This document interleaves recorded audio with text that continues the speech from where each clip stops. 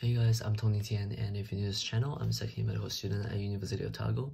So as we step into the final exam season, I'm gonna do a series of summaries of all kinds of topics. And the thing about all of these summaries is that they're gonna based on one aspect of the disease, of the medical aspect. So for example, I'll be doing like a summary of all the pathological features of a certain condition, or then later on I may do a summary of all the infection immunity, like all the infectious cause, bacteria, and the antimicrobial treatment.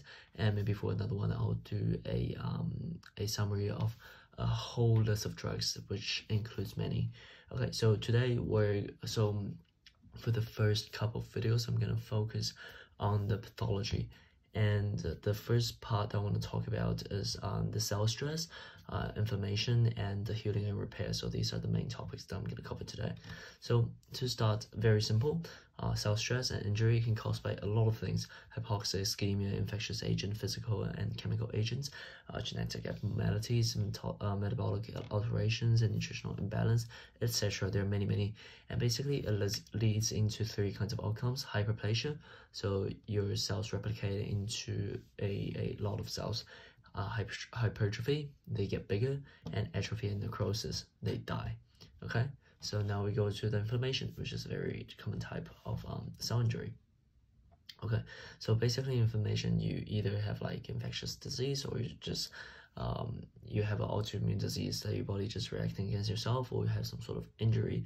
So anything PAMP, pathogen, what does it even stand for? Okay, so the PAMP, the pathogen associated molecular pattern, and the DAMP, the DAMP, the damage associated molecular pattern. So these two triggers inflammation. Okay, and you have acute and chronic inflammation. For the acute, you have the vasodilation, the increased permeability, and the immigration of the leukocytes, which is the neutrophils, usually initially, and then it slowly turns into the macrophages. But macrophages is more like a later on second stage chronic kind of feature. And so basically some of the things that are going to be involved is margination. So your neutrophils start to slow down and stick to the side of the blood vessel, and then starts to roll and adhere, so rolling and adhesion. And then you have this step called the diapedesis, or transmigration, and basically it's just the process of the neutrophils going through the blood vessel wall. And then you have the chemotaxis, which is the neutrophils following the trail, which is outside of your blood vessel, and it traces a trail of cytokines, and it goes to the site of injury, site of infection, and it kills the virus. All right. And for chronic, you have macrophages, lymphocytes, and plasma cells, which is so all of these are known as mononucleosides. Basically what that means is that they have one nucleus, whereas for cells like neutrophils, it's bi or trinucleated. It has multiple nuclei.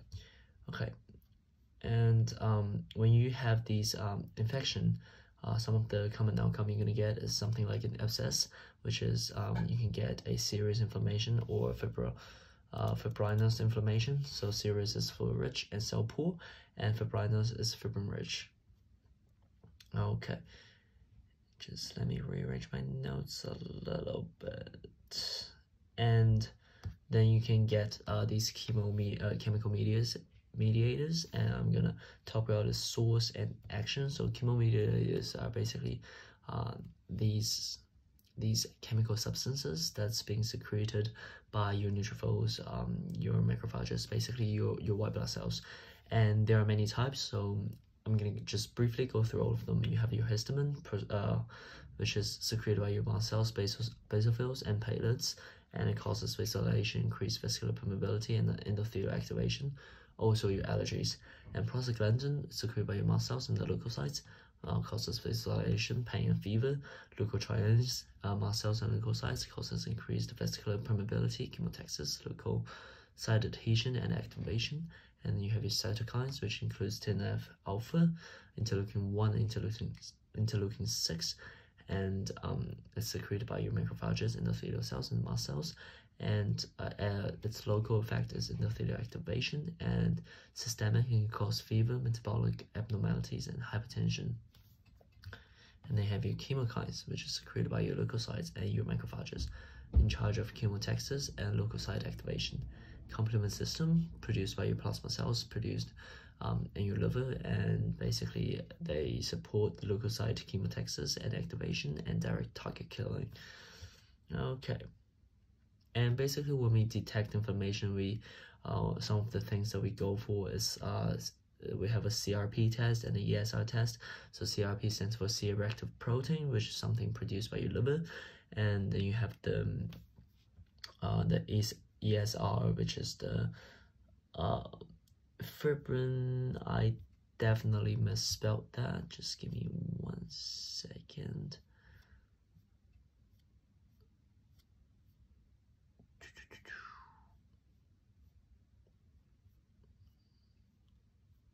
So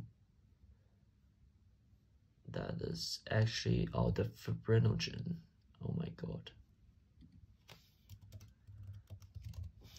So the fibrinogen, and basically binds to your red blood cells and lead into a increase in your ESR, and ESR just stands for the name of the test. Okay, and then you have your healing and repair. So basically in your healing, you're going to get regeneration. Basically it's a replacement of the same cell and return to normal. On the other side, you can get scarring, which is a healing by fibrosis, and leads into angiogenesis, which is driven by the VEGF, the vascular endothelial growth factor, and the FGF, the fibroblast growth factor, and the angiopoietins, which is a kind of growth factor as well.